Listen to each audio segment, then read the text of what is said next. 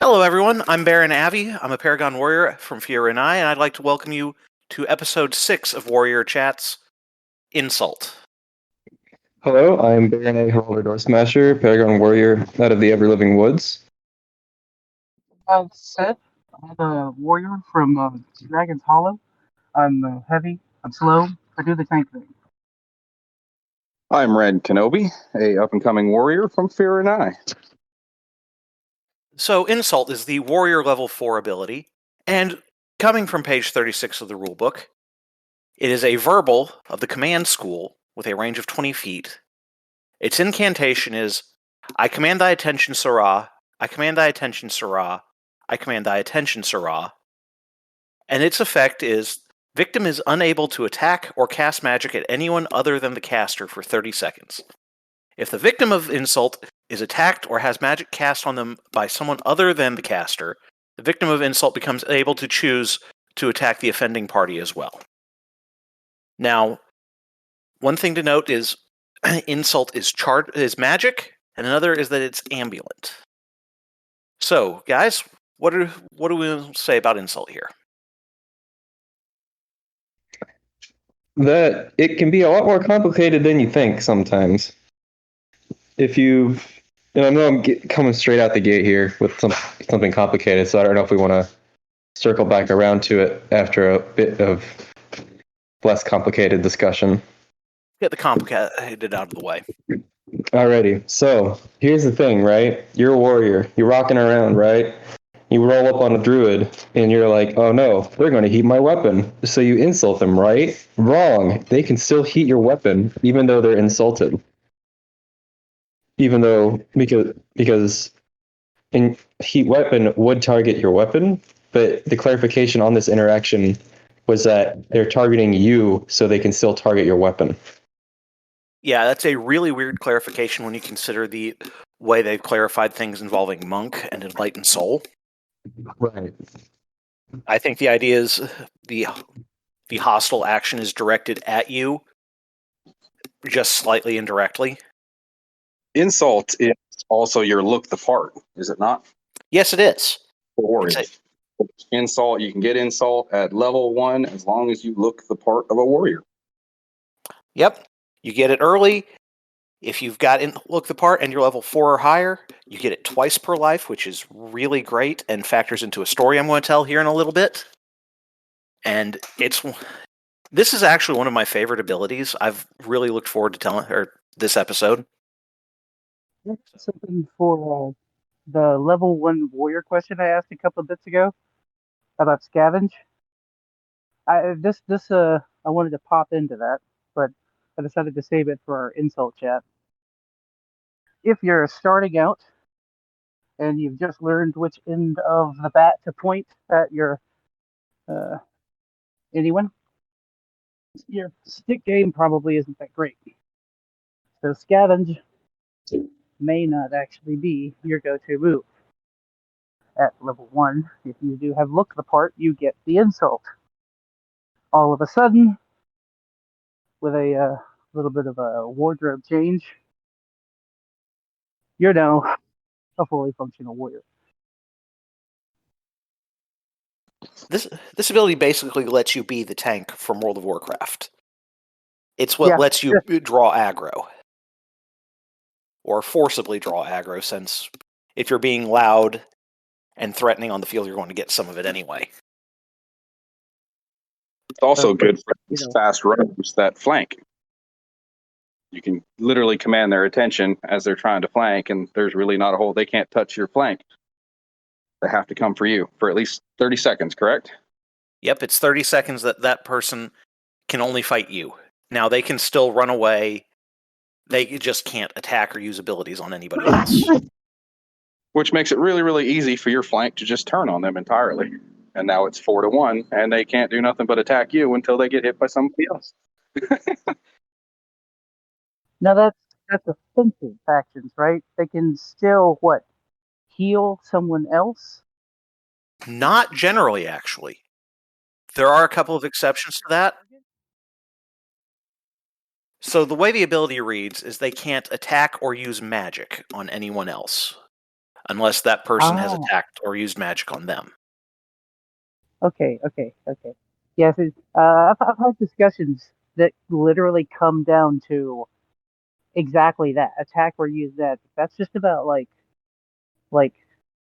Oh well, would the extraordinary abilities be counted under magic? No, and that's what I was getting ready to bring up. Ah, yeah. Go ahead. Sorry. So you asked if you could heal somebody if you had been insulted. Well, you could do that as a scout, right? No, you can't actually do anything unless you are a scout. So almost all of Scout's abilities are extraordinary. So using this on a Scout's a little less useful than it is on, say, a druid or a wizard or a fellow warrior. I love the extraordinary abilities. I really do. They make the difference for a lot of stuff. Like I had a little bit of luck, and I won myself a nice little set of talismans. I get the protection from magic, right? Well, I looked into it. I was like, oh man, now I can't harden my shield. No. Harden for warriors extraordinary. Love the extraordinary thing, man. Yeah, the extraordinary really helps. And since extraordinaries don't count towards your enchant limits usually, that helps as well. Oh yeah. So you insult somebody, and the extraordinaries don't count. So you've still got the scout that can what, track somebody else. Scout could track somebody else. They could actually release themselves out of the Oh yeah, insult. that's right. Does that count as like a state?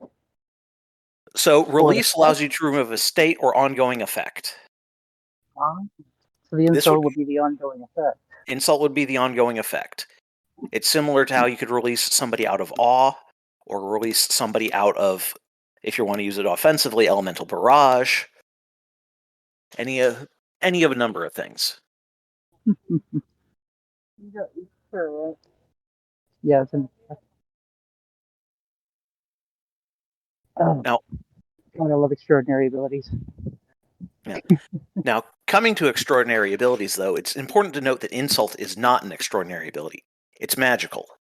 It's the only magical ability warrior has. And so because of that, it actually follows all of the rules that magic, or that your spells have to follow.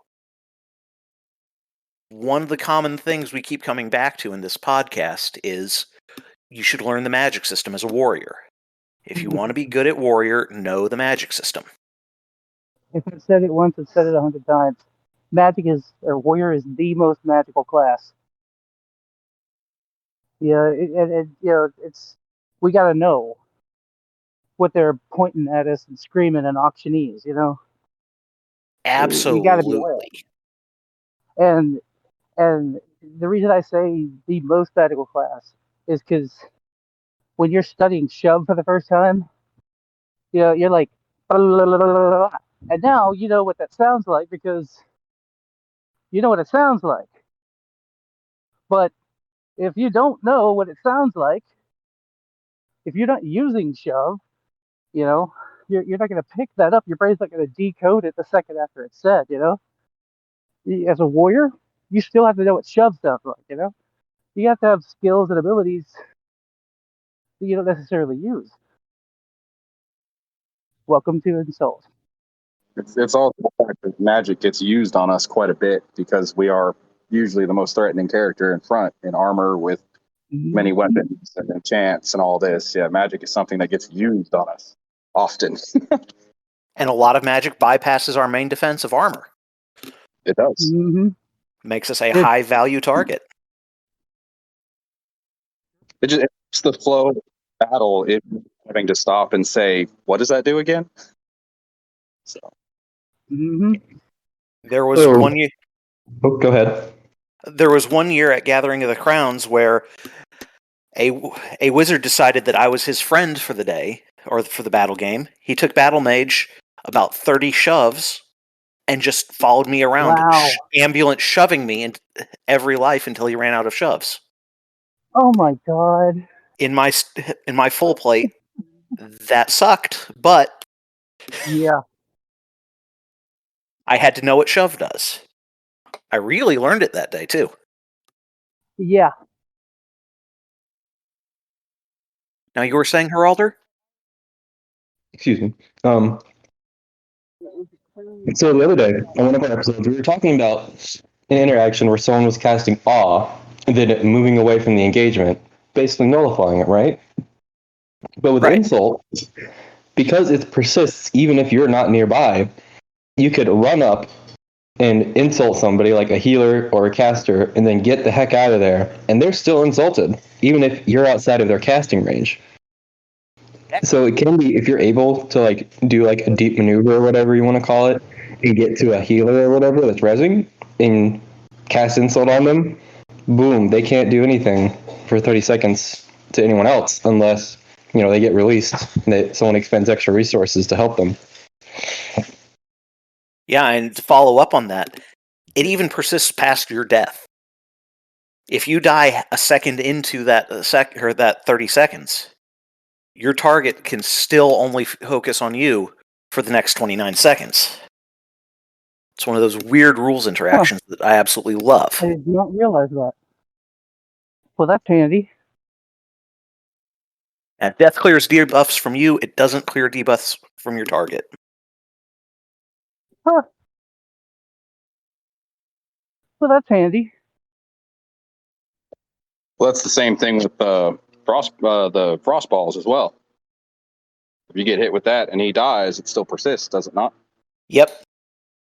The caster dying Wait. does not remove something from you, normally. A couple of weird exceptions to everything, but this isn't one of those cases. Okay. I've used insult on capture counters. You know, people they're on a bomb or they're on a flag and it's capture 1, capture 2, capture 3. Yeah, you can interrupt that, right? And as long as they're not immune to the magic, it's going to pull them off it. So like that's still 30 seconds in. You know, if that teammate did not come with like a defender, they're not going to be able to score. You know, I did not know the duration lasted beyond your death. And so there's a slight misunderstanding there from the way you described it. Insult doesn't make it to where your target has to engage you. It just means they can't engage anyone else or cast magic. Right? Right, so they could still interact with the objective. Oh. Okay. Good to Like know. Thanks. it's not going to stop a flag runner from carrying the flag away from your base to theirs and capture the flag. It will stop their healer buddy from giving them a leg back. Right. Okay. Level 6. Learning something new today.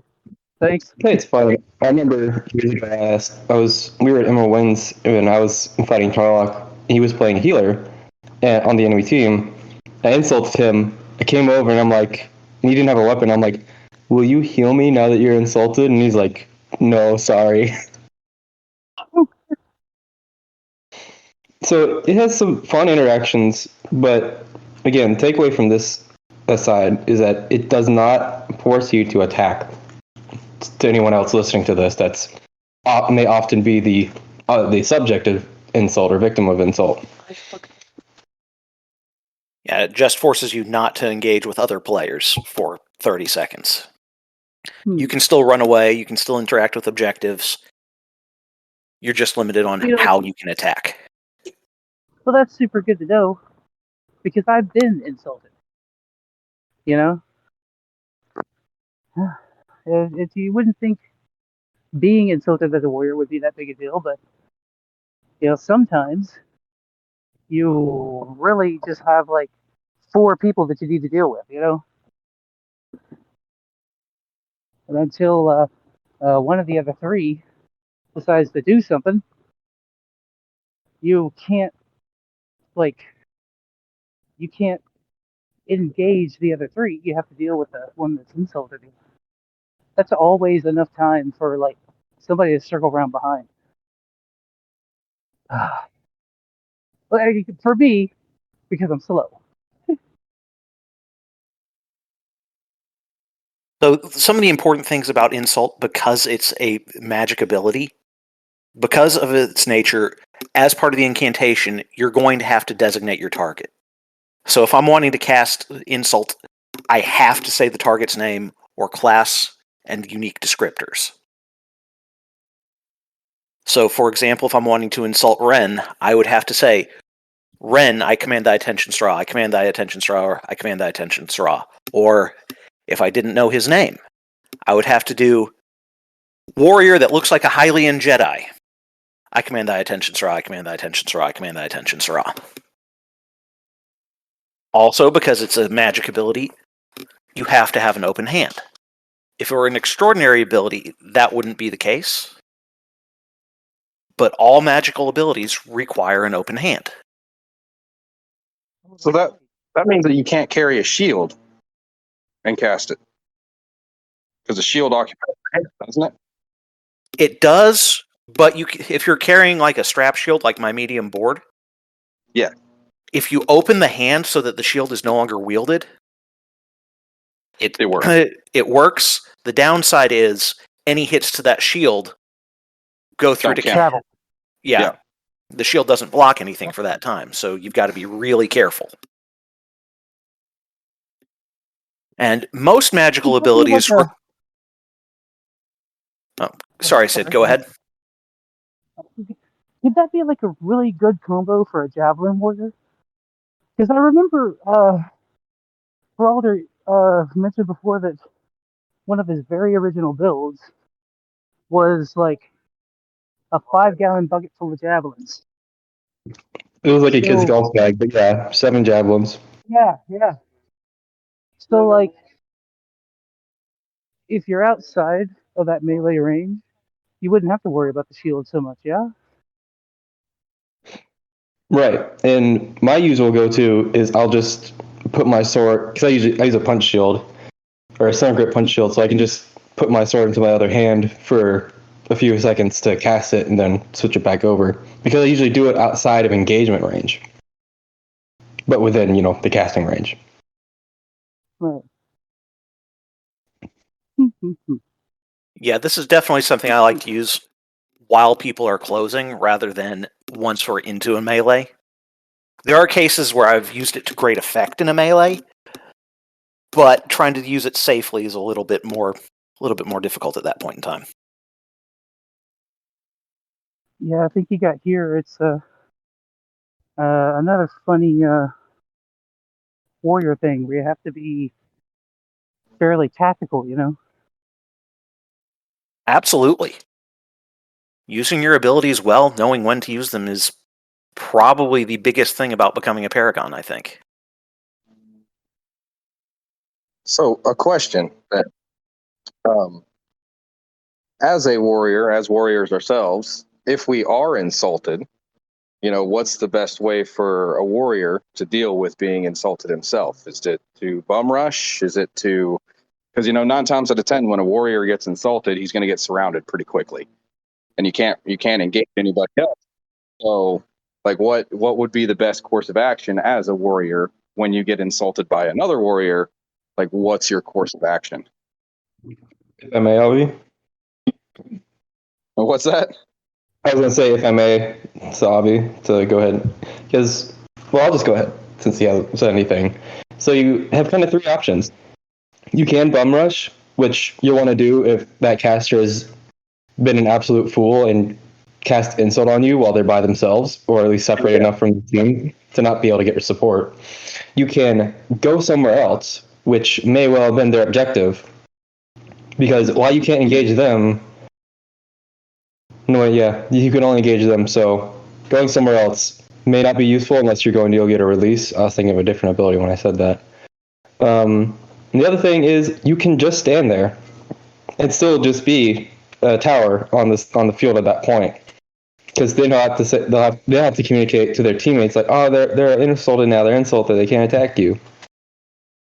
And you don't just have to stand there either if you're going to get surrounded. Like, you can still, move around. And the second they swing, you can swing back.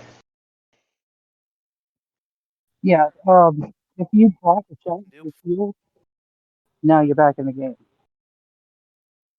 Yeah, there are a couple other options you can do. This is a good chance, if you want to avoid a crowd control, to go find a friendly healer and pick up a couple of mends, because you're probably down a few points. Or, if you're at least level 5, you can drop back and pop Shake It Off. Shake It Off has this weird thing about it where you can use it pretty much no matter what, even if an ability would prevent you from using it, or something on you would prevent you from using it. So, a lot of times when I get crowd controlled, including insult, or awe, or something like that, I'll drop back, pop Shake It Off, and it takes me about 10 seconds to recharge. So I'll recharge it, and then be back in the fight like nothing happened. Shake It Off is rechargeable? Shake It Off is rechargeable. It's Warrior's one rechargeable ability. I did not know that. I thought it was one per refresh. It is 1 per refresh, charge 3. Nice. I didn't You read gotta that read the part. whole line, man. Yeah. We're getting a bit ahead of ourselves because I think that's 2 episodes from now. If it's level 5, it's next episode. We're actually going to be doing something a little bit different next episode. I'll get to that. Get to that towards the end. Hey, hey. I've been practicing that Taylor Swift song for the last couple of months. Are we not going to get to do that now? We're just going to delay it a month. Oh. Well, then I'll be able to work. You'll be able to get the choreography down right. But no, that's how I would handle an insult. But circling back to insult being magical, the vast majority of magical abilities require you to set your feet. Insult is actually one of the exceptions to that, because it specifies in the ability description on the table that it is ambulant. And unlike a lot of other abilities, you don't have to state ambulant as part of it. It's automatically there. So you can cast it on the run. You don't have to stop, set your feet, and keep it going. So you can chase somebody down, quintessentially, and holler this at them as you're chasing them, as long as they're within 20 feet. As long as they're within 20 feet at the time you finish the cast. Okay. So that you can be outside of the 20 feet as you're casting it, but as long as you're within it on your third line, it works. Right. Range is checked at the moment the casting finishes, not any earlier in the cast. Okay. Talking about this, I honestly forget that insult is ambulant because I don't use it often. Coming up in my warriorness, I didn't think it was that great until, as I said before, ELW taught me how to be a lot better warrior. But anyway, so a couple weeks ago we were doing a battle where we had a King of the Hill in the middle of a crossroads, and I walked up and we had the player Scarecrow playing Bard, who was just shoving people off the point. And I realize now, like, I could have just ran up and finished insult when I was within range instead of having to come up, cast insult on him while being shoved. That would have effectively locked him down. Yeah, for 30 seconds, he would only have been able to shove you. Yes, and then, because I did run up and shove him and insult him, but he shoved me at the same time. However, doing it where I would be running into range at the last second would give me a little more time to engage, especially because I could just keep my momentum going. Just keep charging forward, and then, as you cast it, when you hit that 20 foot, you still have those few seconds to get towards him. And as we've said before, seconds are jewels beyond price in this game. I think that's another thing we've brought up a few times. Now, one of my all-time favorite Amtgard stories, and probably my favorite Amtgard battlefield story, involves using insult. This was Winter's Edge's first big event after V8 had come in or had been adopted. And we had all sorts of folks visiting from Neverwinter for a knighting that was going on. The first time someone had actually been knighted in Winter's Edge. So tons of people there, huge story-based event, and there's this 4-person dragon. If you picture me as the center of a clock, the dragon's at about my 12 o'clock. The rest of my team, about 25 people, is off at about 2 o'clock and about 40 or 50 feet past the dragon. The dragon is swinging for armor destroying, shield destroying, wounds kill, and it's tossing fireballs out its mouth. I've got ancestral armor up, I've got golem, I've got harden on. And this dragon is getting ready to go tear through my team big time. So, I do the only thing that pops to mind, and I insult the dragon. About 2 lines through the cast, the dragon players, all 4 of them, turn and look at me. Wait, is he really? No, he's not doing that. Oh, he's doing that. The King of Neverwinter yells out, "Holy shit, that guy's brave." And the one thought that goes through my mind at that moment is, what did I just do? So I start just shuffle stepping backwards, taking every shot I can on my hardened board, opening up the board to take the fireballs on my ancestral armor, and just trying to survive for 30 seconds. Just backing up, backing up, backing up. This dragon's coming after me.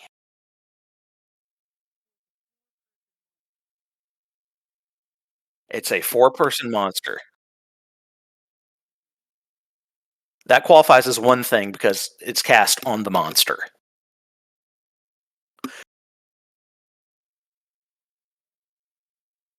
I'm spending all my time defending. Over the course of the 30 seconds, I managed to get like 4 hits in. This thing's got like 8 points of armor on everybody's sections, so trivial amount of damage to it.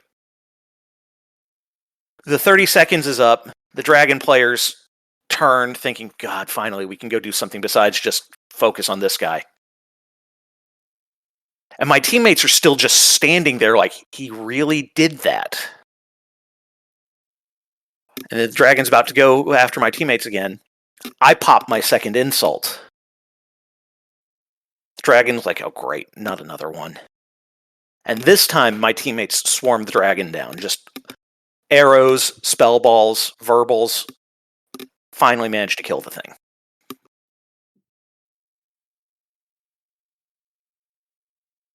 But I tanked a dragon. I was about to say, so they stood there, you take the dragon, and did not kill the dragon. They're just like, that guy's doing something really cool. Maybe we should help him.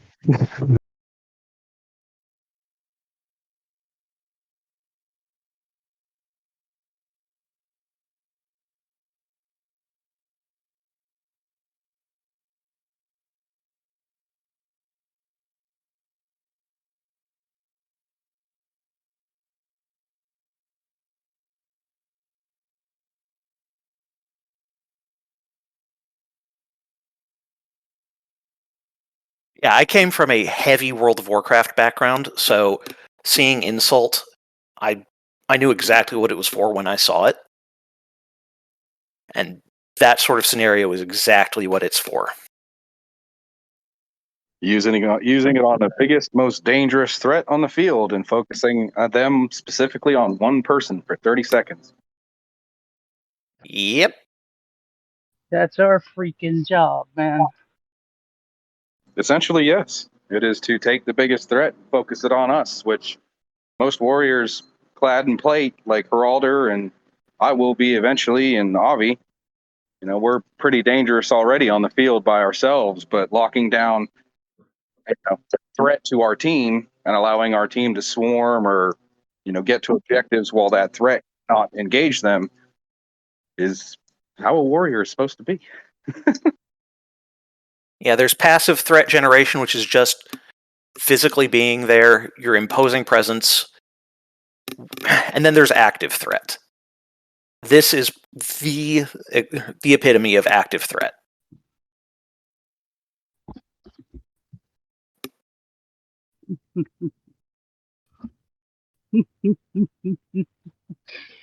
Oh my god. Okay.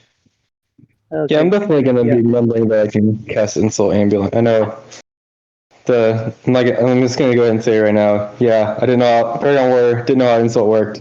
I got roasted plenty at ELW for that. This is actually a really good ability for the polearm warriors, since it's really easy to open a hand when you're running pole. Renn, this will play really well into how you like to play.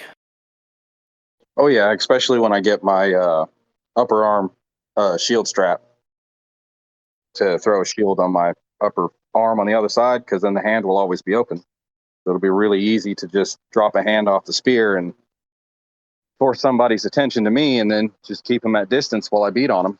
So Yeah, I'm wanting to make a small shield like that for myself. Not sure which arm I would toss it on, though. I would probably do my left, just so based on the fact that that side of my body is always much closer when I fight spear.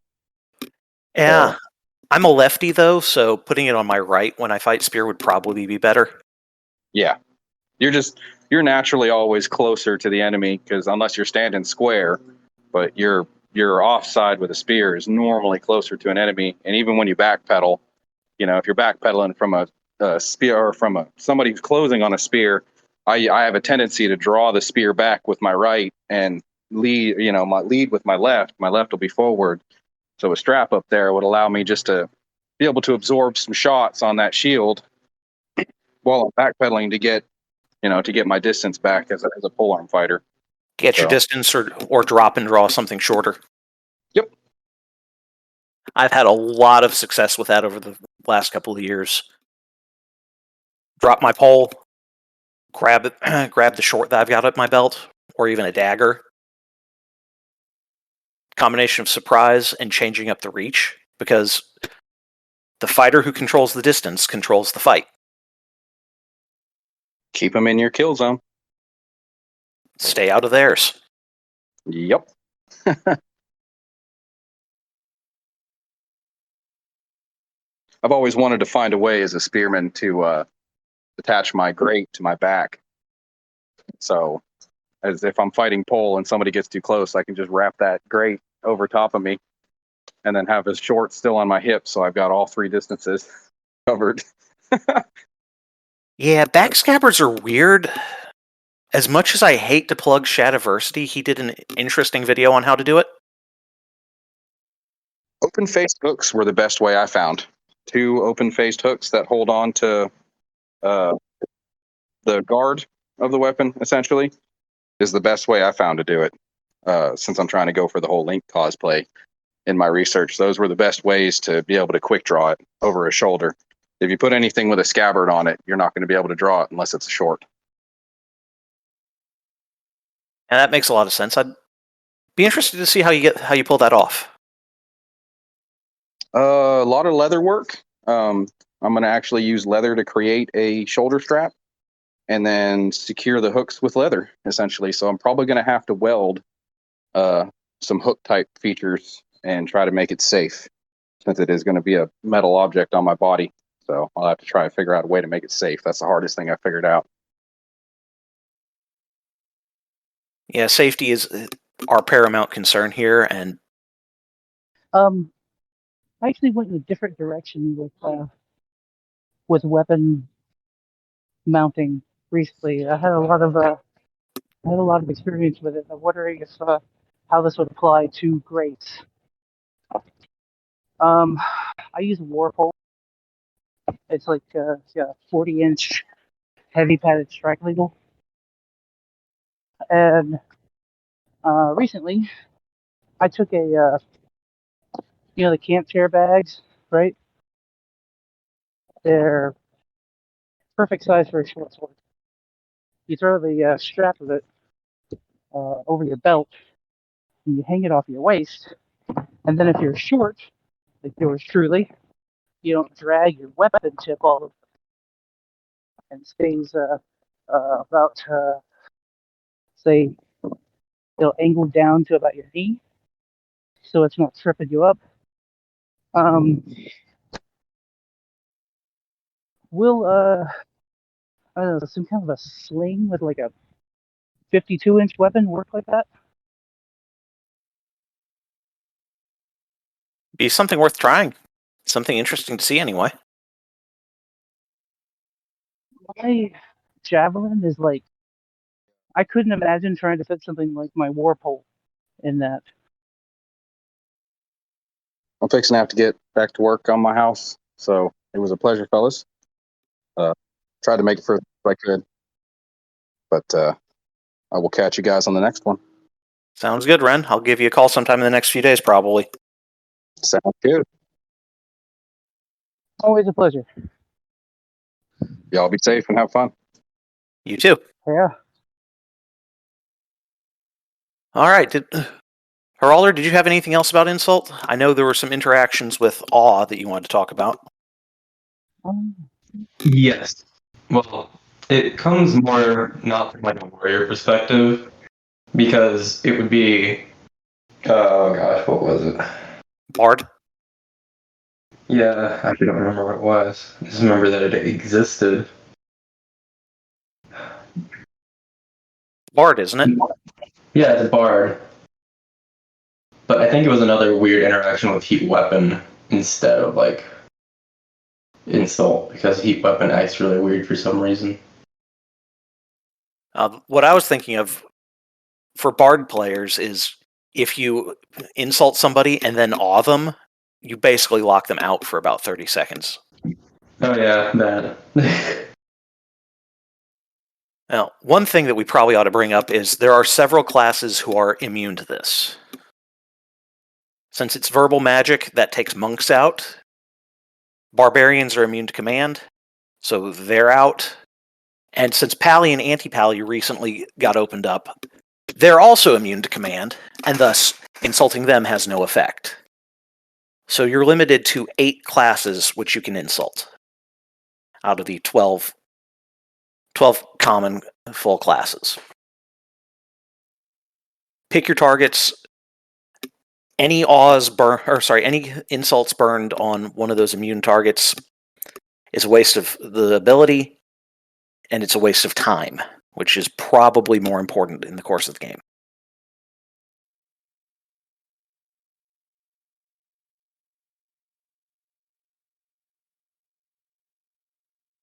It's kind of interesting that there aren't really any casters that are that have immune to that insult.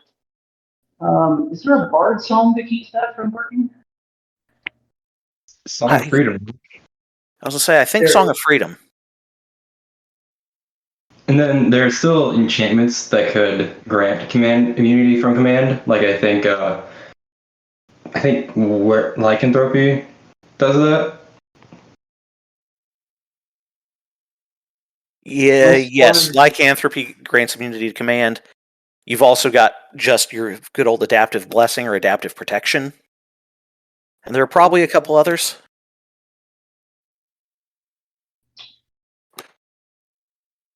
Which is you have to get them to declare them to have a clue what's going on.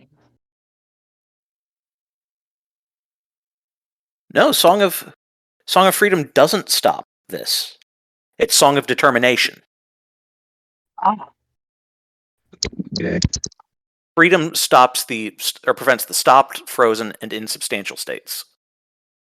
Determination just grants immunity to command. Ah, yes. Insult.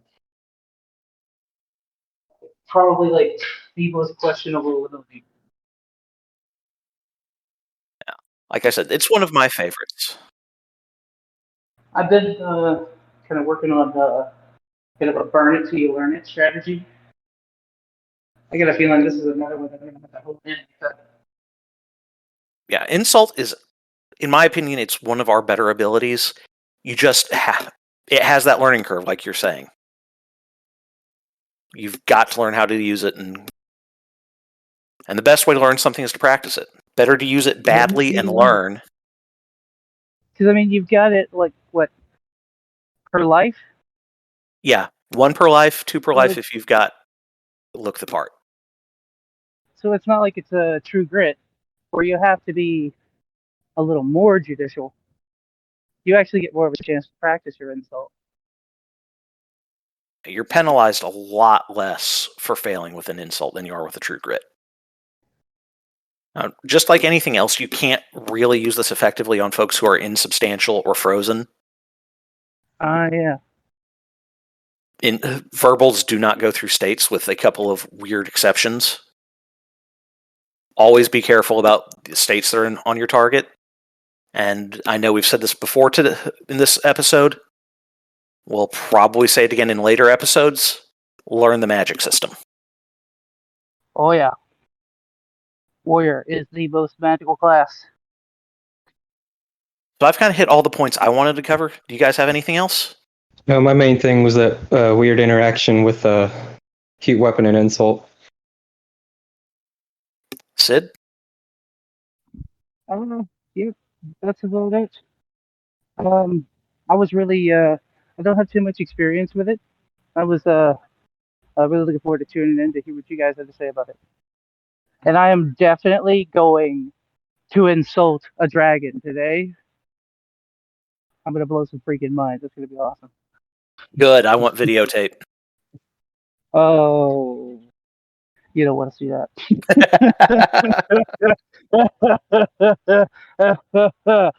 Big screwy goofball.